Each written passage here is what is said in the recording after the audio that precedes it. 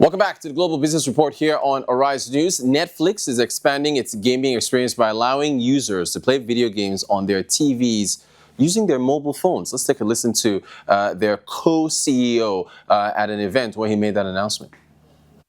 I would say, the phone is, what's great about it is it's a well-developed gaming ecosystem, right? So, folks know to find games there, but it's also a highly competitive gaming ecosystem. So it's developed, this gives you both that upside and the downside. But what's exciting is that now we are moving beyond the phone to the TV. So I mentioned one of the big gaming areas we're going after. One of the big gaming areas we're going after now is, social gaming experiences that will show up on your TV. So we are now announcing, we're going to announce here actually, that we're going to have these social party games, a pack of social party games that you can play on your TV with your phone as the controller. And it's things like, recognizable games like Boggle, you got Pictionary, we've got a Lego party game, we've got Tetris, we've got a Mafia style whodunit. This is me and our CTO Elizabeth playing Boggle here, which is we're two very competitive people, so it got pretty ugly.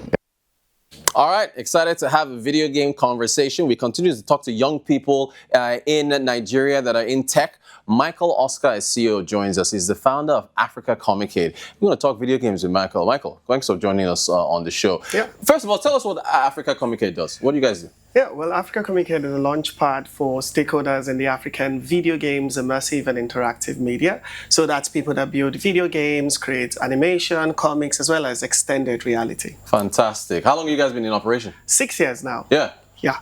Great stuff. Now, what do you make of Netflix moving into video games with respect to using phones as the controllers for TV in this case? Yeah, this just shows how mainstream game has become, right? This is not the first foray of Netflix into video games. They've been creating games of their popular movie titles. And now bringing it to TV is something really amazing because not just Netflix, other smart TV creators like LG have been inputting games into the TVs themselves. So it's showing that games are not just pastime anymore. They're now a part of our life. They're part of socialization. And it's a very great strategy by Netflix to ensure that they are leading in this front. And they're looking at groups. I know they're focusing on kid games, party games, and then group games in particular. Is that on the social end with respect to that strategy? Definitely. Yeah. Bundling games together is not something that is new. On Steam, on Humble Bundle, you can gather games together as packs. And it also incentivizes players to get a lot of games instead of just buying them individually. And it helps you also target your audience properly. Yeah. I want to ask you about Sora. Sora, essentially this image generating engine from OpenAI that's been going viral. The latest round now is that Sora is recreating popular video games. Yeah. Zelda, Mario, and so on. I'm sorry you've seen that, Doom and so on. What do you make of what AI's impact could be on video games? The way I see it, people in the video games industry have been using AI long before now. It's not something that is new to us, right? To create non-player characters, NPCs and the likes, to make things move on their own. We use a lot of artificial intelligence in our development. And using of AI in development is also not something new. Just recently, even in the African video games industry, we've had game studios like Raven Illusion use AI for their translation and localization of their game. Yeah. This is something earlier in the past you would have to pay foreign companies to help you localize a game to, say for example, you want to publish a game in the Chinese market, you need to localize it, you need to translate. AI is being used in art creation, in concept creation, AI is being used. So a lot of people talk about AI as if it's going to replace anything. Right, it has that been was there my next before. question.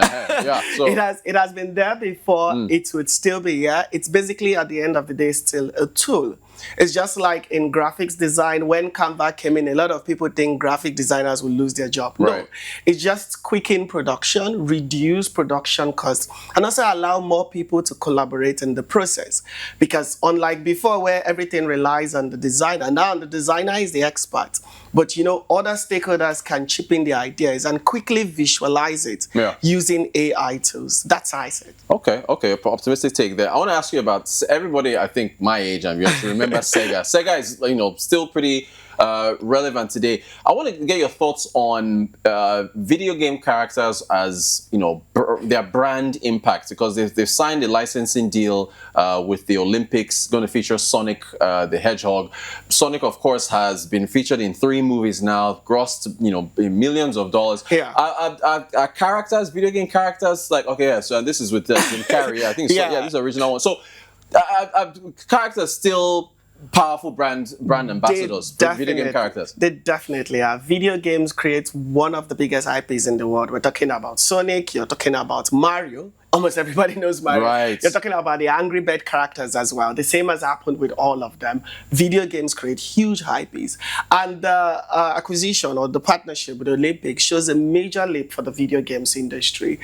Because even this year and last year, the esports was added to the Olympics. Right. And this opens a lot of opportunities for people in the games industry, because now you can really take esport as a professional career. And that's why we do what we do at Africacomicade, because it seems Africa is once more on the back end of all of these. But now we're having studios create their own IPs. These IPs can be used beyond just entertainment for even communication. We've seen it done with the Marvel comics, the Marvel IP. They use their characters for so much more, to educate people, to inspire the next generation. And this is possible even for us as Africans. Fantastic. I want to get to this report from ESA looking at the gaming industry. This is the Entertainment Software Association, so Power of Play 2025. And there's some regional dynamics there. But first, the gender divide, about half of gamers are women. And I thought it was very interesting that 64% of women to 46%, according to their review, prefer to play games on mobile platforms. Can you talk about this? What you think about that? And then, because this is 64% to 46% for mobile, 27 to 15 for laptops, and then 27 to 21 for consoles. What do you make of the, as far as isn't where mobile gaming, isn't going towards mobile? Is that where we're going, or what's your take? Well, a lot of revenue made in the games industry really comes from mobile, right? And if you look at that demographic, that division between men and women, I think it's very, very, you can relate it to the psychological behavior of us as individuals.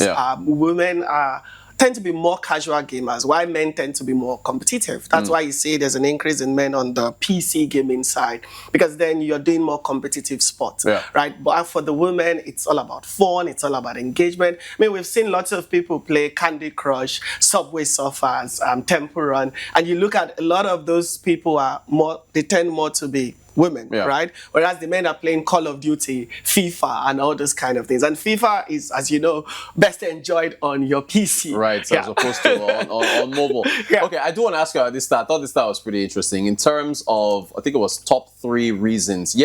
So more women, according to this stat, more women, 46% to 42%, to play games to keep their mind sharp. Meanwhile, more men, 56 to 53, play to have fun. What do you think of that stat there? Well, I think it's pretty right. I mean, if we're looking once more at that, the way we behave as individuals, when men are playing, they are playing online multiplayers, they're connecting with people, they want to have fun, they're more competitive. But if you're playing games like Candy Crush, Subway Surfer, puzzle games really, and so on.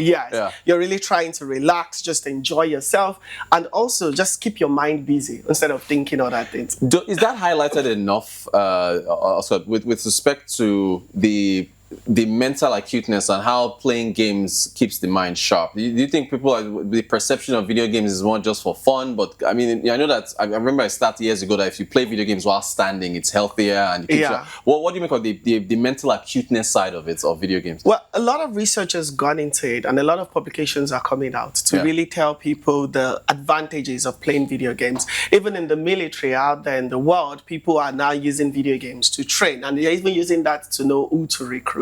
So there's a lot of critical thinking skills that come up from playing games. There's a lot of hand-eye coordination that you have, beyond just even mental, physical as well.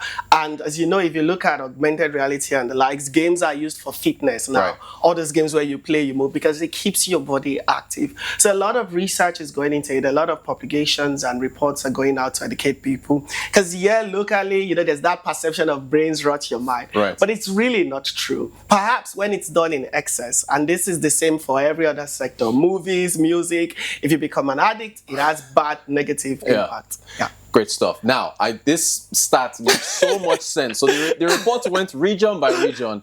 So for Nigeria, games help me feel less stressed. 90% to the global average of 77. Of course, makes me happy at 91. I guess with what we go through in Nigeria, what does that stat tell you with respect to the Nigerian experience and how games can help us? Definitely, games are a great way as a pastime, right? People see movies, people watch anime. There's a growing anime culture, and gaming is definitely at the top of what youths, be it millennials and Gen Zs, are using to keep themselves busy and reduce stress. Definitely. I've got to ask you about with what you're doing, infrastructure, internet, and electricity, right?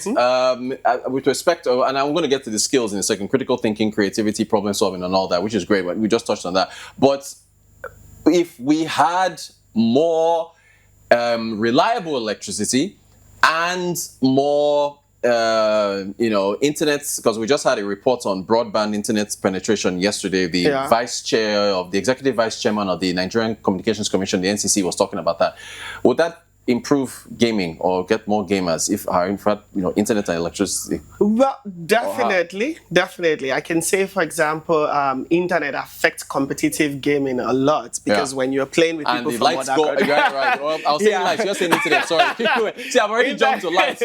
But internet and electricity are main things. Even on the video game development side, which is where I work more, to build all these things, they can reduce the cost of production. But it's also very key to know that there are socioeconomic factors that also affect not just even gaming, but also spending on gaming. But these two things definitely will be a good step in getting more people to play games. Before we go, I got to talk about this because you're in the development part. So there are Nigerians here that are making games. Can you talk about the skill side of this in terms of the pipeline that you see? Are there enough software? Because our last guest before you was on the blockchain side. She's doing crypto and so on and so forth. And she says there's a big community in River States, Southeast, other parts of Nigeria, which is great. So what are you seeing? Are you seeing enough from our schools and so on? How are you observing the quality of game developers coming out of Nigerian youth? How are you seeing that? Yeah, it's definitely amazing. It has grown. I've been in the industry for more than a decade right now, and I've seen lots and lots of studios coming to innovate in this space.